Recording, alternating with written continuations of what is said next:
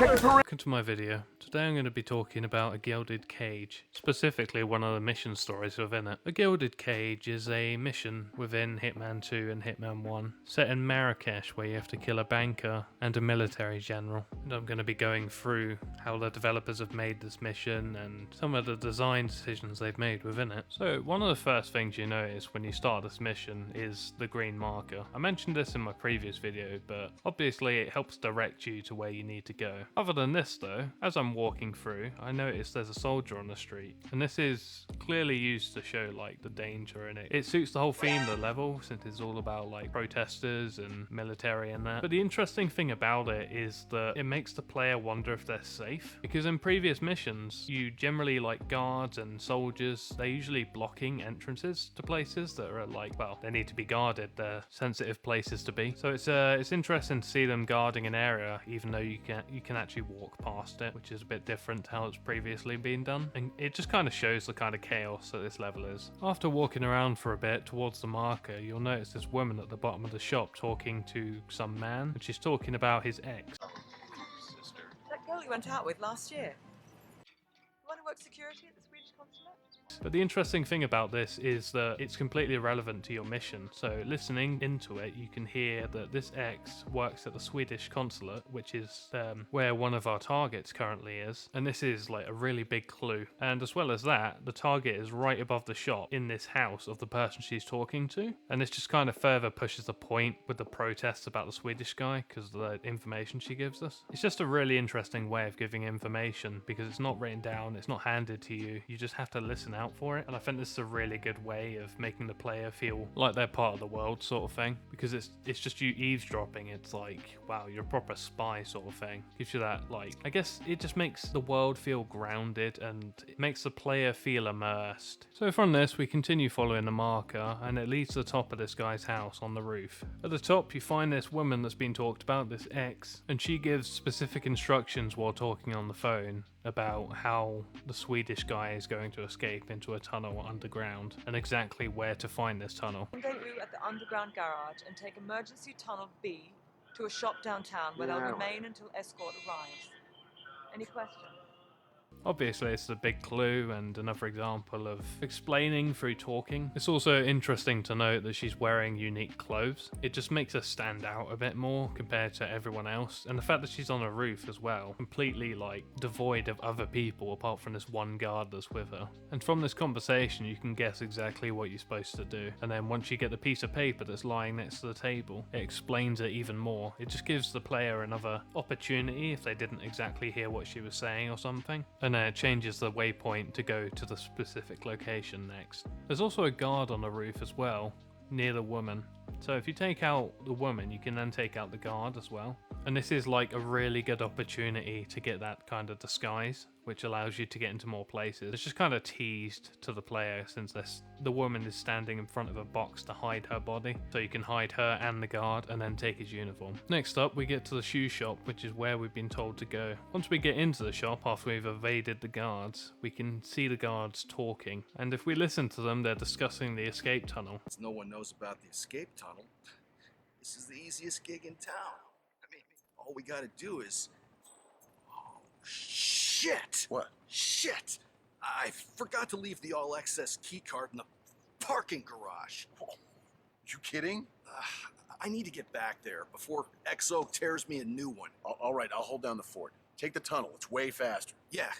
So what I find interesting about this is it means that the player can essentially start this mission from this point without having to go through the other objectives as well. So even if they do that, they're still getting all of the context, and I think it's a really good way of doing it. At the same time, it's probably kind of annoying hearing it for the 10th time or so. But after this, the guard finishes his conversation, goes into the tunnel, and then leaves the guard by himself. This is another example of a safe disguise, since you could just take this guy out since he's all by himself, take his disguise, and you're all good to go into the tunnel, and you can walk around pretty much anywhere. So after you got your disguise, you end up in the underground bunker, and the first thing you notice is, well, there's a guard in front, the one you're following, who ends up talking to another guard. But if you look to the left, there's a little alcove, and next to that alcove, or inside inside that alcove is a place to store bodies, a locker. And it's good because it's out of the way. It's out of the way of the main walking area, so it's nice and safe to put some bodies in. Past the alcove, you get to the point where the guards are talking. How you boys holding up down there? Well, all we gotta do is pick up Strandberg at the garage and escort him back to HQ.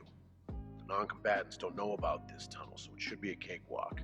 And the thing they're talking about is specifics on what they'll do once the target leaves, so their specific plans. And I think this is just a good point to highlight how useful a tool of this is in stealth games. It's just people you're hiding from explaining what they're about to do. And it's kind of hard to get it right, because in a lot of games it's just like guards will talk to themselves or just do something nonsensical to explain it. But in Hitman, it's a lot better in my opinion, just because it feels more organic when guards are actually chatting to each other, especially in a location that's supposed to be as secure as this. It doesn't feel out of place. Moving further down, you get to the room with soldiers in it. So interestingly, when you first turn, the first thing you see is this single oil barrel which is sat next to a generator. And the thing I find interesting about this is the fact that it's in a room that is just like one color, but it's just this bright red and bright yellow. So it really emphasizes that this is something you should pay attention to as a player. And when you go over to it, it gives you an option to actually puncture the thing so that it can leak oil. So you're essentially teased with this kill opportunity, but you don't have the tool necessary to puncture it. But you're also told about having to go to the garage, and you just think, well, surely there's a screwdriver in the bloody garage. So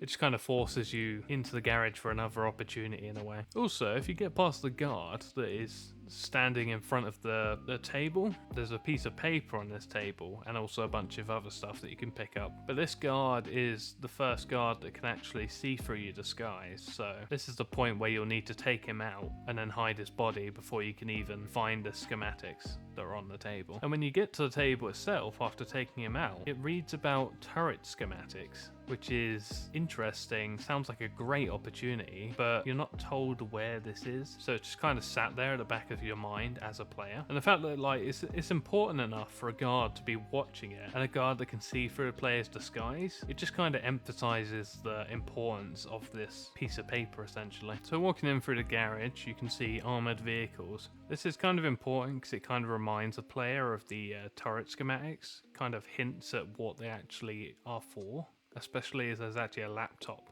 put next to one of these vehicles. And if you get past all the guards, there's also a screwdriver on the floor, but you have to get through them all first, so it's kind of like a reward in a way. And now you can puncture that oil barrel if you want to. So going back to the underground bit and then puncturing this oil barrel, I thought about what I was thinking personally was maybe the target will go through it. Well, I know he's going to go through his tunnel, but maybe he'll walk over this patch of oil and then I could set him on fire, or I could destroy everything with the remote explosives and just take him out that way. So I've punctured the barrel, I put the remote explosives down, and now I need to trigger the alarm, which is in the garage again. So back to the bunker again, this time with the target following me. So I sit by the oil barrel and I'm waiting for him to come over, and I'm wondering if I should blow him up or if I should shoot the oil and see if that will set him on fire. But then I notice as he's coming towards me that he's got a massive amount of guards with him, and if I shoot or explode the barrel, I feel like the guards are going to attack me. So I feel like I'll let it wait and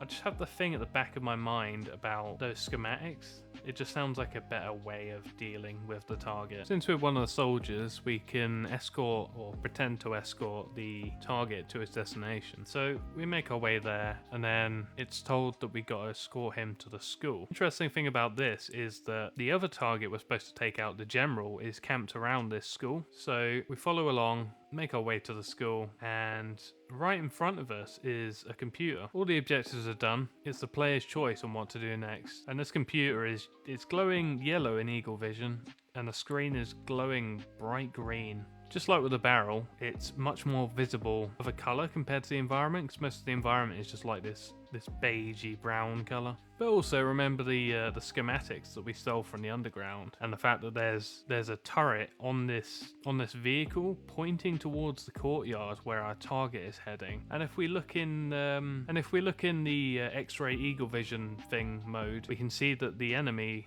the other target, is actually heading straight towards the courtyard as well. So from seeing this, I'm thinking, okay, both targets are heading into the courtyard. We have a gun pointed at the courtyard, and we have a laptop controlling the gun as well as the schematics to actually activate this. This just screams, this is what we need to do now. So I activate the turret, tons of shots going off. Both of the targets are dead. It counts as an accident. No one's suspecting the player, although I did end up killing a lot of the guards. So I feel like there was a bit of an opportunity to take out some of the guards beforehand, and this would have been a good choice for the player to make. But that was just my fault for not actually taking that into consideration. So in future playthroughs, it would be a good idea to do that without killing all the guards, because that makes the score suffer significantly, and also means that at the end of this mission, I will get a lot fewer stars than I would have if I didn't kill those guards. But yeah, we can now walk out essentially. That's the end of the mission done. As we're walking away to the exit, I just have some final thoughts about how the level has been designed and developed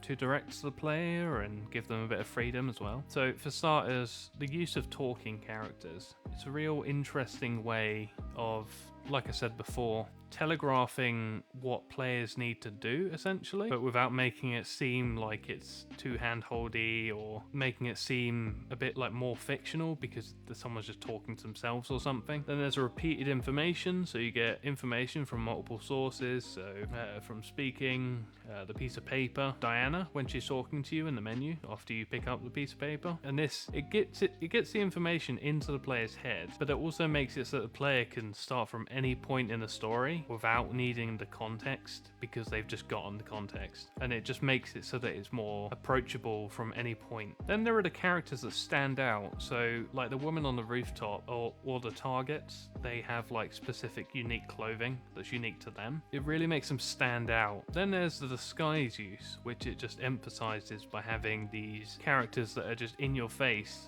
with no one else to deal with or fewer people to deal with, and it's just like it shows that you need or you should get this disguise. So like the rooftop guard, for example. And then there's the amount of opportunities it gives you to kill. So it gives you the barrel, and it also gives you like remote explosives, and you've got your gun as well, which just gives the player more choice in how they deal with it, which makes the game itself more open, because the whole point of the game is that you have to redo levels, so you kill your targets in many different ways. Then there's the whole colors thing, so like the barrel being red and yellow in a really lighter looking environment, and then there's also the computer as well, actually, where I actually killed the targets being all this like beige, yellow, browny color, whereas the computer itself is like this green, like bright color. And then obviously the X-ray vision mode as well shows everything in yellow, so it emphasizes the targets and the ways to kill them by making them stand out. That's with their clothes and like colors as well. Thanks for watching. I hope you enjoyed or found some of this useful at least.